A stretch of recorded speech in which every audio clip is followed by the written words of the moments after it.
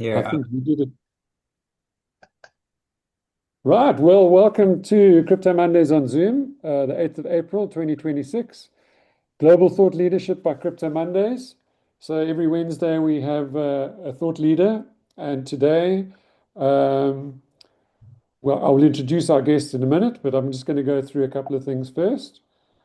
Just a shout out to Swarm. They had a how to make your AI agent decentralized this afternoon. And so if you go to their Twitter feed, you will be able to rewatch that. It's how to equip your agent, the MCP. So check them out at ETHSwarm on Twitter. And a special thank you to them for supporting us.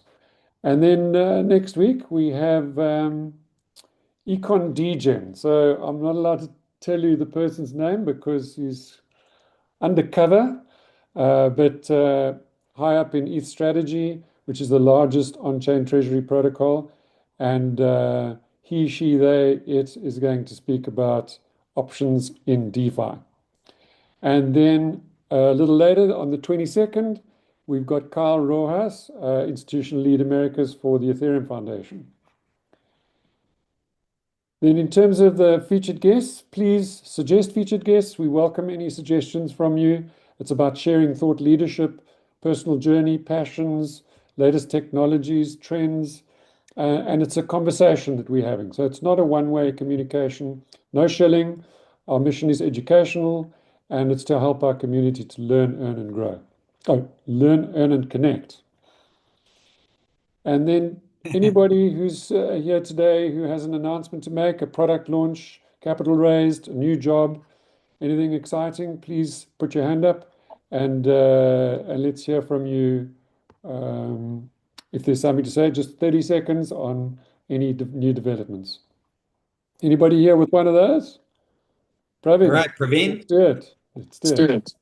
Yeah, we have a Token Americas conference today with Crypto Mondays regulars keynoting, but we're also launching a community project there And I'm sorry, today. that's in that you're talking about in Miami. Yeah, University of Miami. It's run by a Spanish bank, but they have all the Crypto Mondays speakers and panelists, so it's kind of cool of them. But yeah, new community project we're launching there is Penny DAO. And also we'll have a panel at the inaugural Palm Beach Bid Angels next week as well. So Penny DAO basically is community built um, by Art Rosenbaum and a bunch of others from Vegas and Miami who are regulars to Crypto Mondays, but they take physical pennies basically and to become a DAO member. So been making a lot of funny memes for them basically about being a penny DAO. Well, I don't want to spoil their announcement, so Okay, that's well, what's cool. going on. Well, thanks. Yeah, thanks for Great, highlighting that. Praveen. Thank you. Anybody else with an announcement today? I look Right. forward to Well, seeing you at BTC Vegas in a couple of weeks. cool. Cool. Yeah, there's a lot of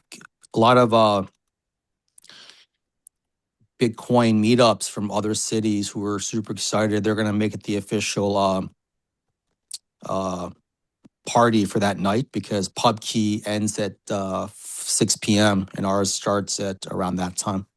Perfect. Brilliant. Great. And then just in terms of invitations, please scan the QR code if you want to join Crypto Mondays. So you got to get your phones out immediately.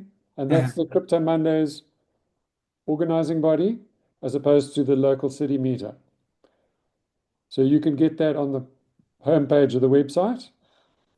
Then the next one is to waitlist for Agent Mondi. So we're just about to launch Agent Mondi, the pilot. Agent Mondi is going to help the community to learn, earn, and connect. Alan and his band of merry AI agents have been building this for quite a number of months now, and we're super excited to go live with that. We showcased it to the chapter champions around the world yesterday, and they were very excited to see what's possible with it. So please go to the homepage of the website and waitlist there if you want to Just be. scroll down. Pardon? Just scroll down. Scroll down, go to the homepage, scroll down. And then join Crypto Mondays on Zoom. So that's our Crypto Mondays featured guest, which is if you came through the invite, then you're fine, you're in it. But if you came from somewhere else, then please sign up there and you'll get to find out who's on next Wednesday and the Wednesday afterwards. And then I would like to introduce our featured guest, Gregor. Gregor is co-founder and CEO of Datafund. A little bit about him. He was founder of the Swarm Foundation, or co-founder, and the Fair Data Society, which is building the infrastructure for a fair and ethical data economy. Pioneer of decentralized storage with Swarm, the hard drive of the world computer, and an advocate for digital freedom. He believes that true digital freedom begins with the individual data ownership, and concept that he argues is now vital for the future of AI. And there were many topics that he could have spoken about, and we got a lot of different options. So he's incredibly knowledgeable in the field, an expert in data tokenization and making data a regulated asset class by implementing regulatory compliance, monetization, and tokenization strategies. So over to you, to Gregor, to tell us all about this data ownership. Yeah, welcome, Awesome. Gregor. Thank you. Thank you very much. Let me first share the screen. Can you see the screen? We've got a black screen with a white in the middle. So close. Looks good on my end. Let's see. Maybe I need to exit the full screen mode. Yeah, I find I maybe. have to do that sometimes. I originally met Gregor at the top of the Marina Bay Sands Hotel in Singapore in 23.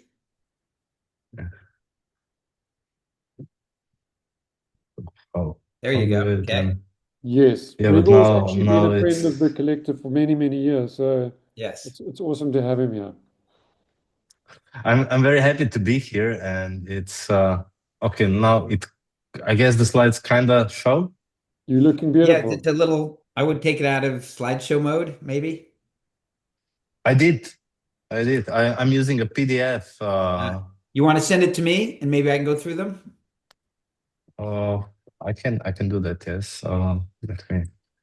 It's looking all right now. Is it okay? It's not looking like it looks like we're only seeing a part of it. Oh, Oh, there you go. Now it's in the middle. Okay. yeah, Now I I think see it's it. good. Okay. I didn't do anything. Oh, I'm Yeah, sorry. I Maybe think it's since good. you've It was got. just Okay, it coming looks through. great, Gregor. Go on. Yeah. Awesome.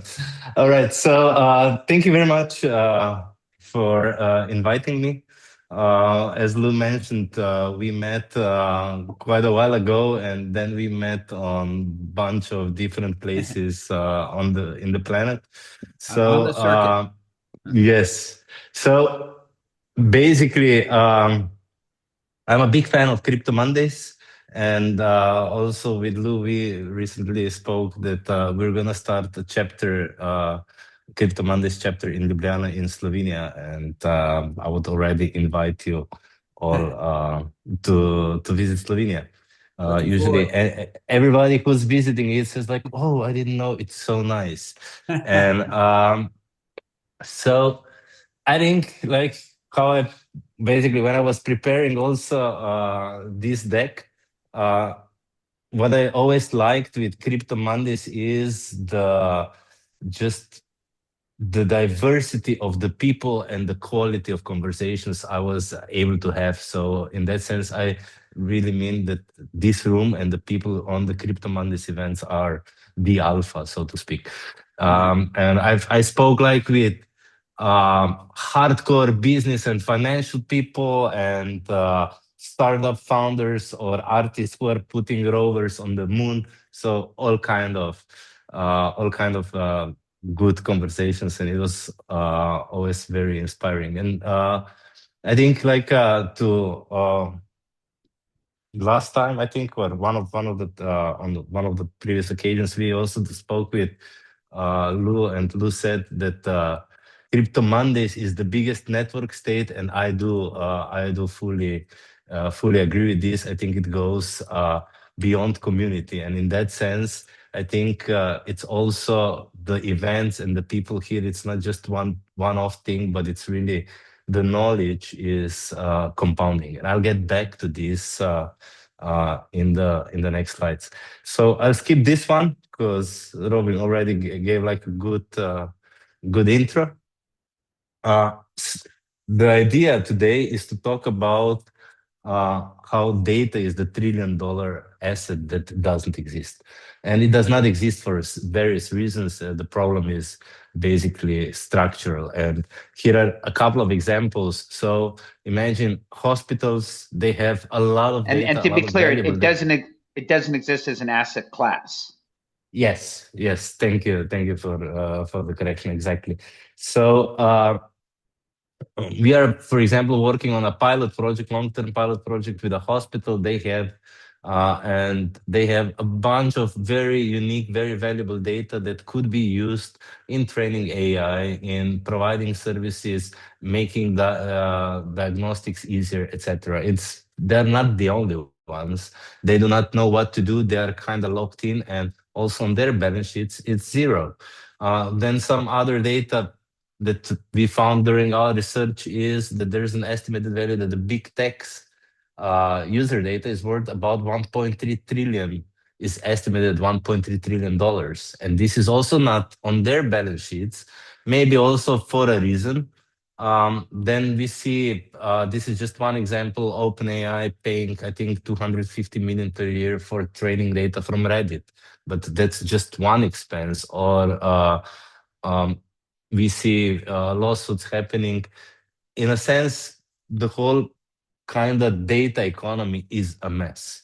And it's quite surprising, I mean, it's in a way, when we think about it, how important AI has become and how data is crucial for AI, that data as an asset just doesn't exist. And also here, I'm not going to talk much about privacy. There is in all the things that I advocate for and present, the privacy is addressed. And I'm a big proponent of privacy, not just because of safeguarding, let's say, our digital freedom, but I do also believe that privacy in the digital sphere is important to keep our economic power. So the data economy, yeah, it's invisible. And then when we look into it, it's like really, really interesting to see like data brokers, it's a very big industry. And then we compare like data as a service or data marketplaces, and they're tiny. And what does this tell us? It tells us that essentially data marketplaces are broken. They're broken for several reasons. But on the other, and I'll get also into that. On the other side, we see that the growth rate for data marketplaces is actually a lot higher than for data brokers. And this would be like, here I gave an example. Imagine if the crypto OTC deals would be like 10, 20, 50 times bigger than the volume that's being done on exchanges. If that would be the case, we would basically say that the market is broken. And here with data, it's actually worse. So the reason it's for this, it's, I would say, structural. But before we go into this, I think what is really important to look at the difference. This is kind of from where we kind of are going. When we look at existing data marketplaces, and especially in the decentralized tech domain, a lot of times there were like very sophisticated solutions how the token could provide the access. Here we see, in a way, how to address these structural problems of the data economy, that we need to separate this. So in a very simple way, like owning an Apple stock, and I just see like a typo, sorry for this. if I'm owning Apple stock, I cannot go into an Apple store and buy an iPhone. So the Apple stock doesn't give me access to that. Or same goes with property. Essentially, if we start to look at, if we separate ownership from access, then we can get changes going. In that sense, right? The real estate investment trusts are a kind of very similar thing. And if you take this historical comparison, when it comes to data economy, it's like that we are in the 60s for data. So what needs to change? Now, the data marketplaces, we are arguing one of the reasons why they are broken is because they are double-sided. So we have essentially on the current data marketplaces, we have data buyers and data owners. But these then also, the offering itself is a lot more static. There is the data owners usually just offer something that where one size would fit all. Now, this maybe is working for the dark web where people are buying big databases of credit card numbers and stuff like that, and they just need an amount and go through. But to really get the data economy going, this is not a solution. This also goes back to when you look at data brokers, they kind of also indicate this. It's not just that these are closed room deals. It's essentially what data brokers do. They create data products that fit the buyer. And this is something that we believe can be changed by tokenizing data. And here, tokenizing data, essentially, it means that we enable fractional ownership of the data. Fractional ownership of the data itself then basically introduces a third party, which is the investors. And here we can then see parallels with the public markets and the dynamics that unfold there. So to understand, now we are in our framework, we are dealing with three key terms. So data asset, data product, and data business. And this is basically laying the foundations how we believe also we can get a fair data economy going. So data asset is essentially what you own. The idea is that this is not being sold, this is encrypted, this stays private. Now we can think of an example that I give often when I explain this is think of Google. So Google is scraping the whole internet and they are storing all the websites in their database. That's their data asset. When I come and search on Google and Google gives me results, they basically create a data product for me. So in a way, we could draw parallels that they are being the data broker. Now, the business model is different and there is no transaction, but this is meant more to illustrate the difference between a data asset and a data product. So the core idea is we own data assets. These data assets, basically, when does data become an asset is when the ownership is set. And these assets are used to create products. Products are what is being monetized and what creates revenue. And these revenues flow back into what we call data business. And then at the end of the day, what actually gets tokenized is the data business. So with this, we unlock essentially the same dynamics. It depends on, let's say, the management, on the owners, how they work with the assets, what kind of products they develop, how successful their products are, and in this way, how much revenues flow into the data business. And this is essentially the same principle how the value of regular businesses is being determined. Now, with data, when we go deeper, there is a little bit of difference. So it's dealing with data and providing this. It's quite tedious job for humans, and it's difficult to do, and that's why it's slow. And that's why also there's a lot less velocity in that sense.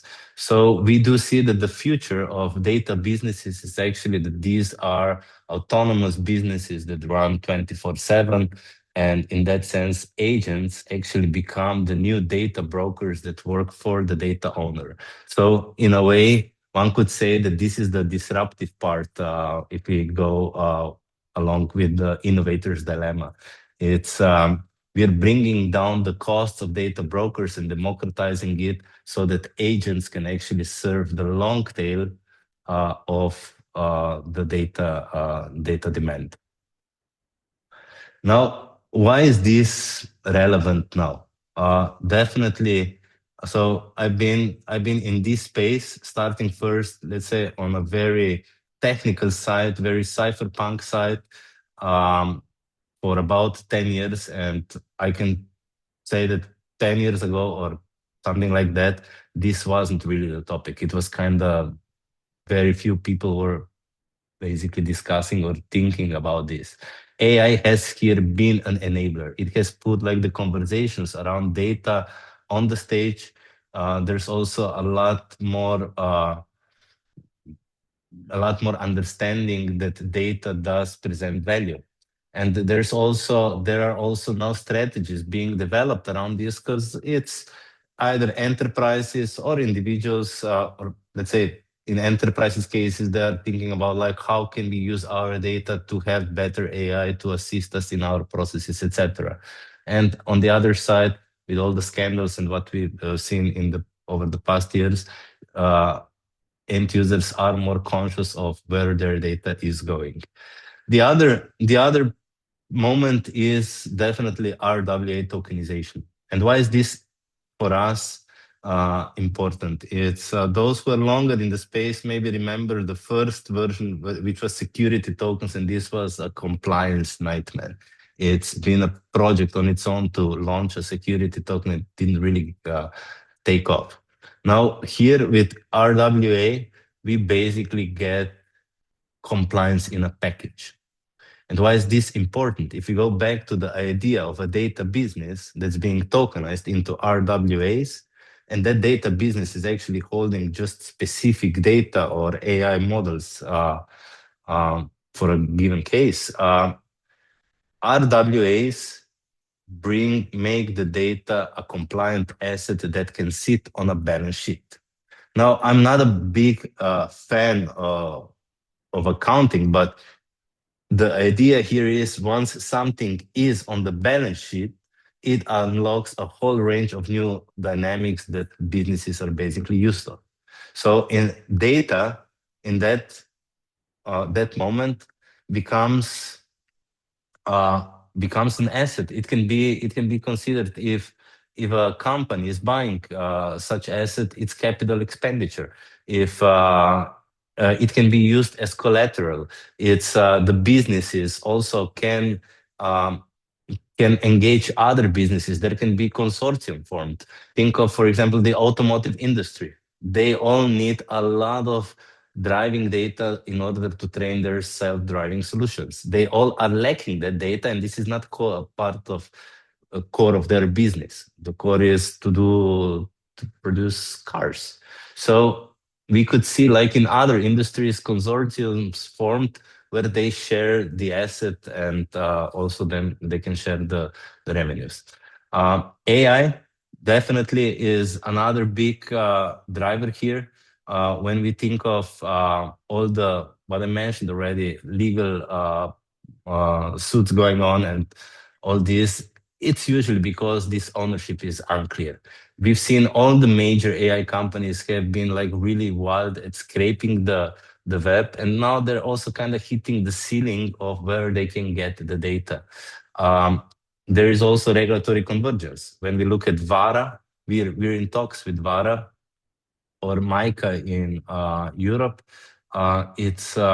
There's a lot more clarity today. Now, the important part And that we Gregor, feel, yes, explain who VARA is. VARA, it's Virtual Assets Regulatory Authority. It's the main authority in Dubai and Emirates when it comes to crypto. when it comes to tokens, stablecoins, currencies, Yeah, cryptocurrencies they're like the in general. SEC of Dubai. Yes, yes, but just with a very, very narrow scope to tackle the crypto aspect. So SEC, I Yes. think, has a broader Right, they're scope. broader. They're the crypto division of the SEC. Yes, yeah, the crypto SEC, so to speak, and it's here we do need to actually compliment Dubai. Dubai has been moving very fast on providing this kind of regulatory clarity. Now, the other insight that we see, and this is I kind of already indicated this, is blockchain itself in many cases. So this comes when we have like institutions and bigger enterprises in play is not enough. And we see this already, just how even for regular crypto dealings, they rather take centralized custody services, etc., things like that.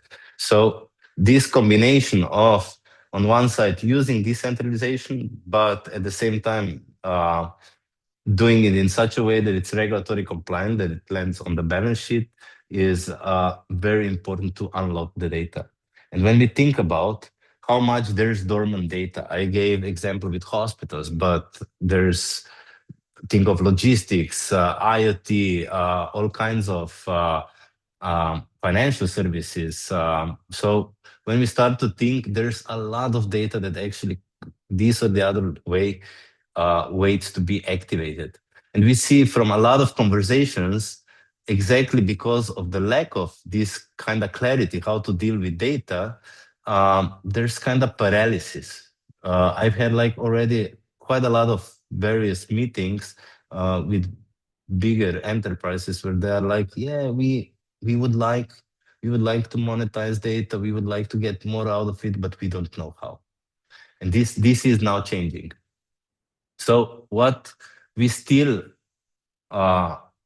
also strongly believe in, that the solutions that we build and develop need to be cypherpunk aligned. And here, this is more maybe, let's say, crypto buzzword for saying that it should be self-sovereign by design, that we should hold the keys, we should be the owner. This is one thing that I've been always advocating now for years. The digital freedom starts with owning our data. And that is a very important part. And we are building on top of these primitives. So in a way, what I'm really glad is that we have come to a framework where it works for the, let's say, ordinary Joe, or it works for a company, bigger enterprise, or even for the states. It's kind of the stack works for everybody. And the infrastructure today is ready. So we are working on various parts. Here I would highlight data provenance. This has also risen quite a lot, has gotten quite a lot more attention with AI. It's essential, especially if we think about medical AI, essentially what data provenance is telling us is from where the data originates, who did what to the data, and what happened. And in medical AI, for example, it's the regulations in Europe are already such that one needs to be able to show what went into the black box and what got out. And that's essentially the provenance part. And this is already ongoing. Now, how do we start and how do we get this data economy going? We've seen essentially two ways. The bottom up, we believe in knowledge as this grassroots data product.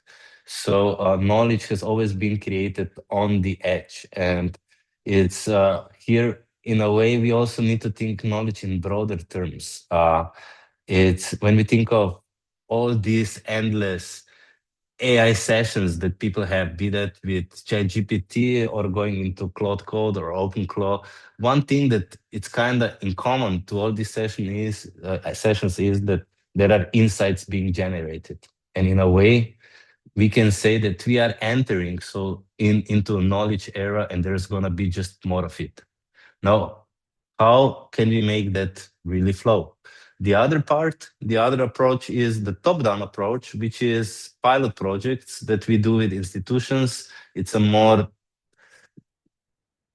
it's a more involved process in basically getting to know them and figuring out what they can do and how they can do it. Over time, we believe that these two approaches will converge, and there will be some middle way as well.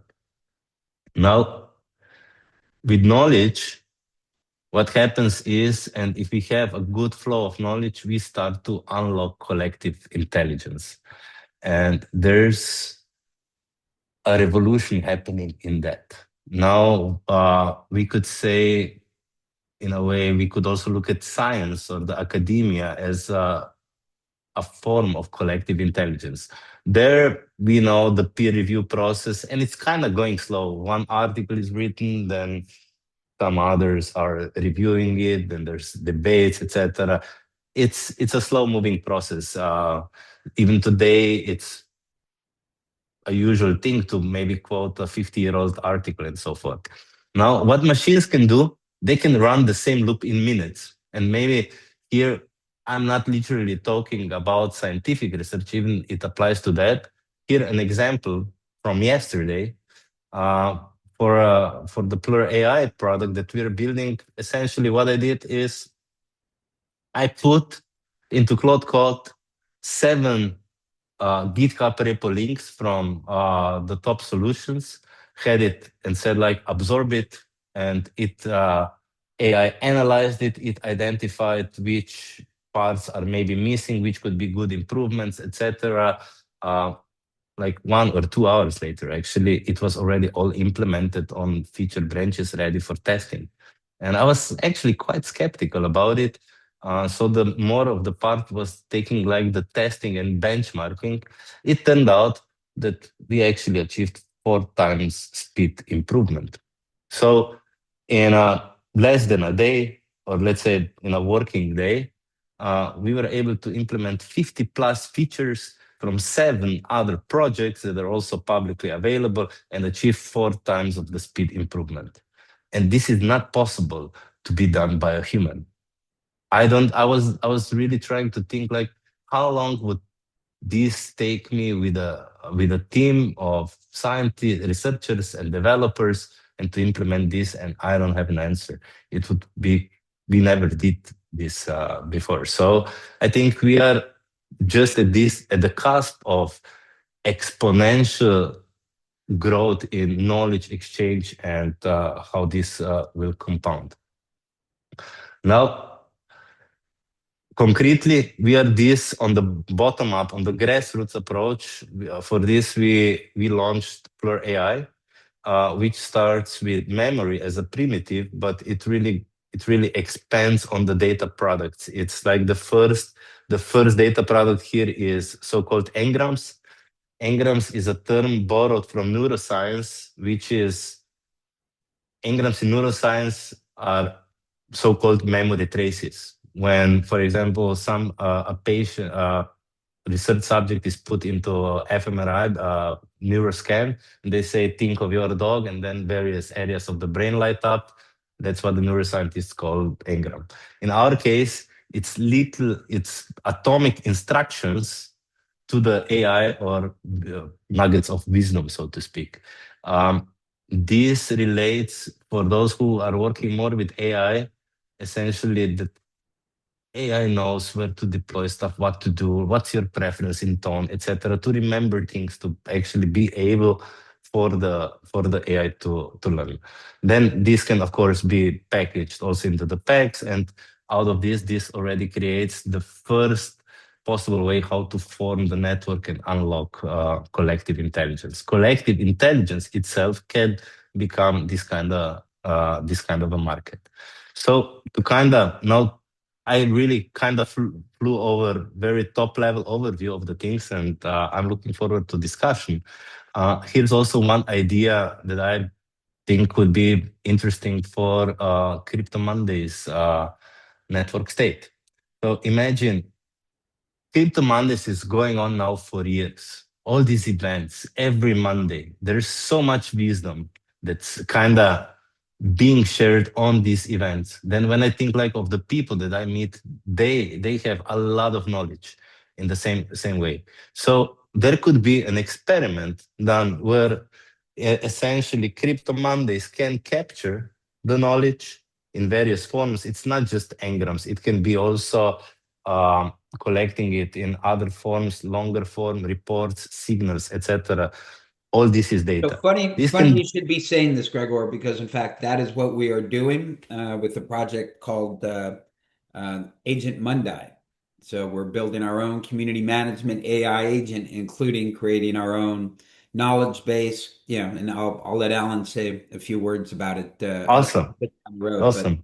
But appreciate the idea and love to. Yeah, I look forward to sharing it with you at some point and getting your thoughts. Yes. Yeah, this is more. It's not really about shilling. It's more about to illustrate how this could work. Oh, sure. Yeah. From our perspective. So essentially, then you could think of all this knowledge can be captured at a one event. All this, like you said, there's a bigger knowledge base, the pool. Now, if that pool is essentially tokenized, then when the data gets this or the other way monetized from the CryptoMondays community, because of fractional ownership, the distribution of the revenues can happen automatically to the chapters. In a way, this could create like this flywheel where, in a way, not the knowledge compounds, and it also gives the incentive for new and fresher knowledge to come.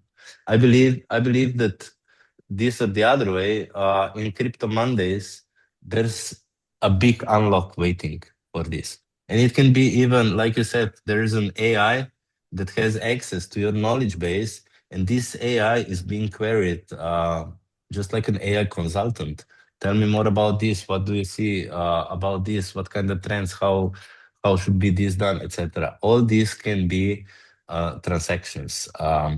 And in this way, transparent transactions that are also regulatory compliant. And at the same time, this collected intelligence asset can be owned by the network that made it. So in this way, we return back to the roots that owners should actually own the data. And with this, I would conclude, and I'm happy to answer anything. Ask me anything. No, look, that was great, and I appreciate you not shilling. That said, certainly it would be great to have you talk about what you're up to at Datafund. Well, with Datafund, so we are in various conversations for pilot projects. Just before this call, I was on a call with a big bank. Help people understand what Datafund does. It's the core mission of Datafund is to transform data into a tradable, investable asset. So, but now that can sit on your balance sheet. Yes, exactly. But now here the thing is, when we talk about tokenization, it's easy to tokenize stocks. Yeah, because there's already a lot done. The ownership of the stock is defined. That's not the case with data. So Datafund is also developing a lot of these various technological solutions that also build on top of Swarm and other technologies like data provenance that establish cryptographic proofs of the data that you own, and you can use those cryptographic proofs also in courts to just basically show. This is how it starts. Then the other part is, before we start tokenizing data itself, now we need to determine the value of the data. So how do we determine the value of a business? Based on the revenues of the business. And this is then we can use various financial techniques to estimate that value. So we do look at two big streams within Datafund, which is monetization and tokenization. But first we need to see that a given data product is validated on the market before it should be tokenized, because nobody just wants to sit on a bunch of worthless tokens, essentially. Yeah. So and this is two streams, but at the same time we are exploring the bottom-up approach and the top-down, and seeing how we can make this work consistently across basically the whole stack. That makes sense. And also, I want to talk going forward. That said, you've got a very impressive background. When I originally met you, you were at ETH Swarm, the original decentralized storage. Can you talk a little about your experience there and what you learned that now you're putting to use at Datafund? So yes, it's the story was actually in something like 2016. I created the first concept video about decentralized data exchange, where I do believe it's data is in a way becoming central to our life. And if you look, for example, at ideas like universal basic income, I'm not a big believer that society can really accept it in the way it's structured now. There's sometimes the argument that one should just get the basic income for existing. While I myself agree with that, the world does not. Now, in the digital space, the moment when we log in, when we're online, we are already creating a data trail. We're generating data. So here the logic is different. And right now, there's no rails, no financial rails, no ways how to actually enable fair distribution of value. The interesting thing here is also, when you look at homeless people, they don't have a home, but all of them have a phone. So it's even here we see like difference between the physical and the digital. So when we started working on this, and we worked also a lot on data governance, etc., the infrastructure just wasn't ready. And I knew from back in the day that we did want to build on Swarm. So we started Datafund late 2017, but we saw that we were too early, and we were already supporting Swarm. We were working very closely with them, and it kind of coincided with Swarm graduating from Ethereum Foundation, where we also said with the Datafund team that we're going all in on Swarm. So this was in a way like our infrastructure detour for the next 5 years. Now Swarm today as the decentralized storage network, it's working great, but also at the same time, I think that I'm maybe a little bit controversial in this space, because I would say that decentralized storage as a market category has a big problem. We see very little utilization of Filecoin or RWAs. Essentially, there is not much adoption. We also see with AI projects that sometimes they start just implementing some half-baked solutions themselves. Now, the part that has been missing, and this was valuable lesson along the way, is what makes crypto unique. Crypto is unique for its economic layer and incentives and ways of coordination. And this has not been, and the infrastructure development itself has not tackled this yet. And this is, in a way, what we're now also trying to address with projects like Fair Data Society, Datafund, with projects around it. So, and we are only now, in my opinion, coming into a period where, in the same way as we find it important that there is a trustless financial network that we can transfer money to somebody without intermediaries, that we will also need storage that enables this, that we can continue when it comes to data where blockchain is limited. Blockchain was never meant to store data. So in that sense, I think the time for decentralized storage is yet to come. Because also the main focus, it's over the years on, let's say, various dev conferences, I had countless discussions about DeFi and a lot less just speaking to devs who were saying like, oh, I need to store something else. And we are seeing now, seeing this shift, and AI is here a very big pusher for that. So the other lesson, I guess, with Swarm was that when you think you're gonna build something in a year, it just might turn out it's gonna take 5 years. So that some things take a lot longer to build, because there are hard problems to solve. And I think the whole space in that sense is maturing. So I think we will see this also promise of Web3, that it's kind of the next generation of web, slowly to unfold through storage. That's the hope.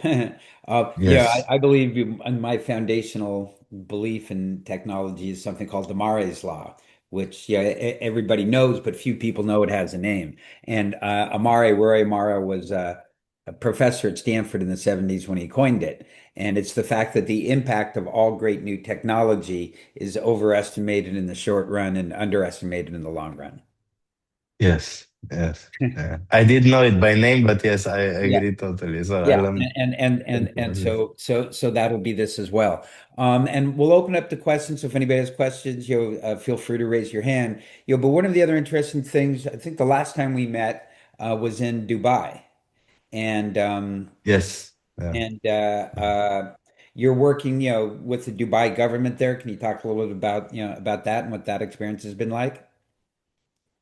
Um, it's been great until recently, unfortunately, Yeah. and I hope that things have there kind of come to a standstill in that sense.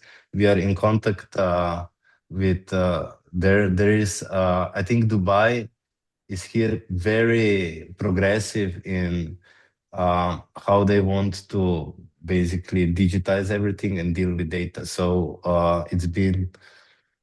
they've been a very good conversational partner, and in a way, I depends. This is outside of our control, but I I kind of believe that the first bigger data tokenization project will actually come from Dubai. Yeah. Ah. Yes, yes, and here also we are there in talks. We had also very good response from VARA. The regulatory clarity is good. So here we can see a clear path to establishing an institutional data marketplace that on one side, yeah, deals with monetization part and agentic networks, but on the other side also takes care of the data ownership and basically enabling fractional ownership of that. Um, we believe that this is going to be part of the second wave of tokenization. Like in a way, when iPhone got launched, the first app was a calculator, and then it Yeah. needed one generation for developers to figure out, oh, I have GPS, I can build Uber, I can build Airbnb, and then we started to get like mobile first experiences. This is kind of our hypothesis around data. That probably makes sense. One of the interesting things you said that I hadn't really thought about, actually, okay, Carolina, you got a question for Gregor? You got to unmute your mic. Feel free to open up your video once, twice. Nope. Okay. Yes. Oh, Pardon me. hey. Hi, good afternoon. Can you touch on how fractional ownership, what that means and how one can acquire it and own their own, and what kind of business model that would mean if someone would want to get interested in going in that segment of the industry? Yes, yes, of course. So here I need to remind again, like we need to separate ownership from access.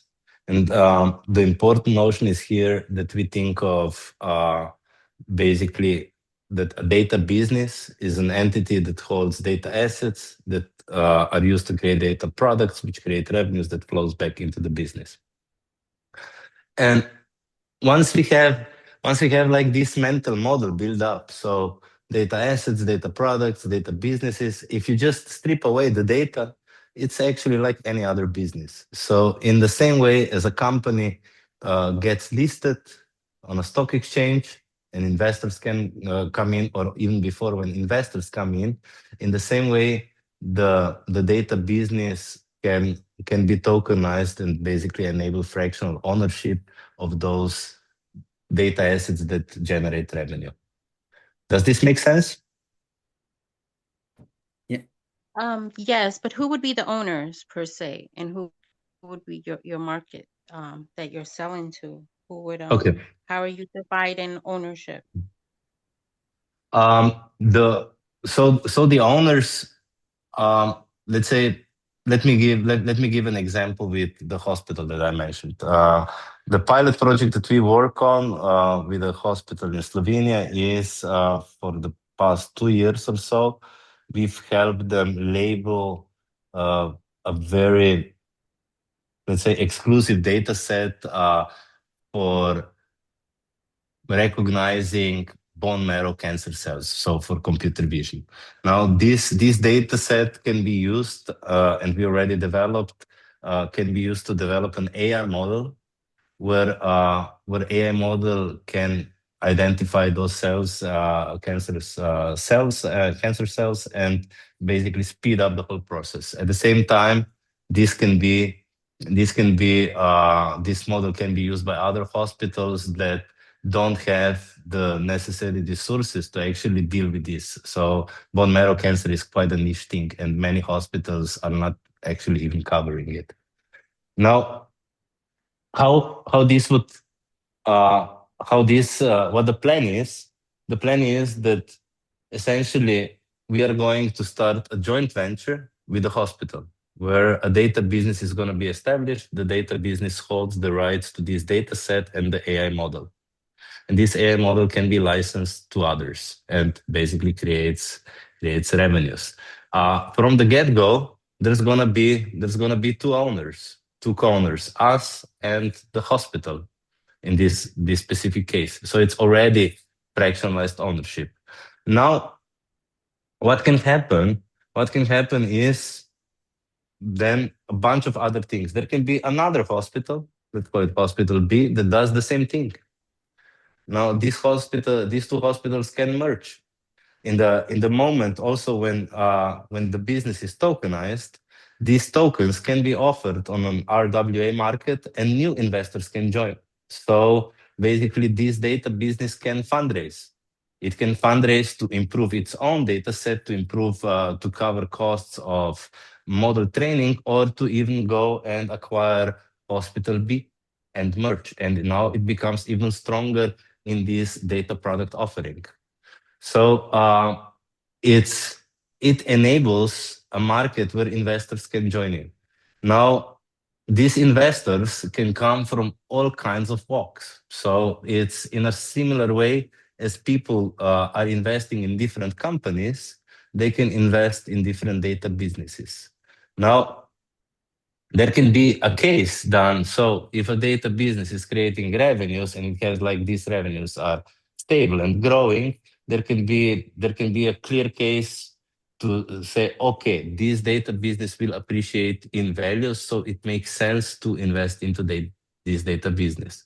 Now with this, it already opens up ways for all kinds of also portfolio diversifications, where a part of the portfolio, be that in various institutions or other companies, can be dedicated to data itself to diversify their